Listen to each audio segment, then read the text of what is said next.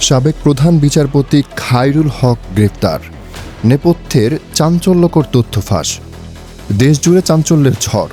গণঅভ্যুত্থানের পরে দীর্ঘদিন ধরে লাপাত্তা থাকা দেশের সাবেক প্রধান বিচারপতি ABM খায়রুল হক অবশেষে গ্রেফতার হয়েছেন।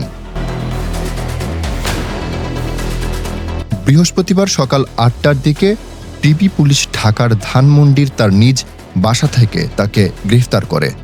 বিষয়টি নিশ্চিত করেছেন ডিবির যুগ্ম কমিশনার মোহাম্মদ নাসিরুল ইসলাম। কিন্তু এই গ্রেফতারের পেছনের কাহিনী আরও ভয়াবহ এবং নাটকীয়। দেশের গণতন্ত্র ধ্বংস, বিচার বিভাগে পক্ষপাত, সংবিধান বিকৃতি, এমনকি স্বাধীনতার ঘোষক পরিবর্তনের মতো গুরুতর অভিযোগে অভিযুক্ত এই ব্যক্তি গত ১ বছর ধরে কার্যত গা ঢাকা দিয়েছিলেন। ছাত্র জনতার অভ্যুত্থানে শেখ হাসিনার সরকারের পতনের ঠিক ৮ দিন পর ১৩ আগস্ট তিনি আইন কমিশনের চেয়ারম্যান পদ থেকে পদত্যাগ করেন। সেই থেকেই শুরু হয় নীরব আত্মগোপন। সাম্প্রতিক সময়ে তার বিরুদ্ধে দেশজুড়ে মামলার ঝড় বইছে। জাতীয়তাবাদী আইনজীবী ফোরাম এক সংবাদ সম্মেলনে তাকে আখ্যায়িত করে দেশের বিচার বিভাগ ও গণতন্ত্র ধ্বংসের মূল কারিগর হিসেবে। তারা দাবি জানিয়েছে অবিলম্বে তাকে বিচারের কাঠগড়ায় দাঁড় করাতে হবে। এই দাবির সূত্র ধরে গত বছরের ১৮ আগস্ট ঢাকা আইনজীবী সমিতির সদস্য ইমরুল হাসান একটি মামলা করেন খায়রুল হকের বিরুদ্ধে। অভিযোগ, সংবিধানের ত্রয়োদশ সংশোধনী বাতিলের রায় ইচ্ছাকৃতভাবে পরিবর্তন, জালিয়াতি এবং ক্ষমতার অপব্যবহার। শুধু তাই নয়, ১৩ বছর আগে দেয়া সেই ঐতিহাসিক রায়ের কারণে বাংলাদেশের রাজনৈতিক ব্যবস্থার ভারসাম্য এক চরম মোড় নেয়। নারায়ণগঞ্জেও হয়েছে আরেকটি মামলা।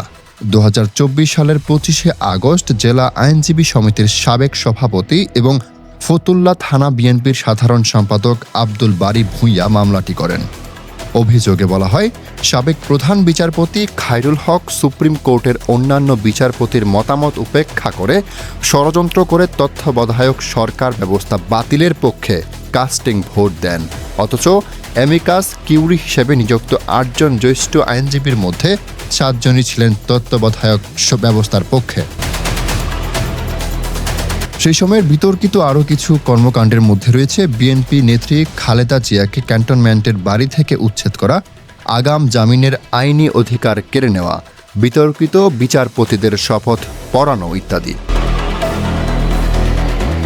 ২০১০ সালের ৩০ সেপ্টেম্বর দেশের ১৯তম প্রধান বিচারপতি হিসেবে দায়িত্ব নেন খায়রুল হক।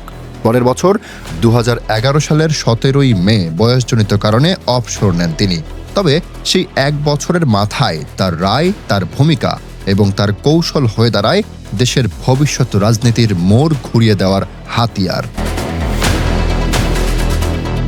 এখন প্রশ্ন একটাই, এই গ্রেফতারের পর সত্যি কি বিচার হবে খায়রুল হকের, নাকি তিনি আবারও আইনের ফাঁক দিয়ে বেরিয়ে যাবেন? উত্তরের জন্য চোখ রাখুন পরবর্তী পর্বে, কারণ এই গল্প এখনও শেষ হয়নি। দর্শক, ধন্যবাদ এতক্ষণ সাথে থাকার জন্য। ভিডিওটি ভালো লাগলে চ্যানেলটি সাবস্ক্রাইব করে দিন পরবর্তী ভিডিওর জন্য।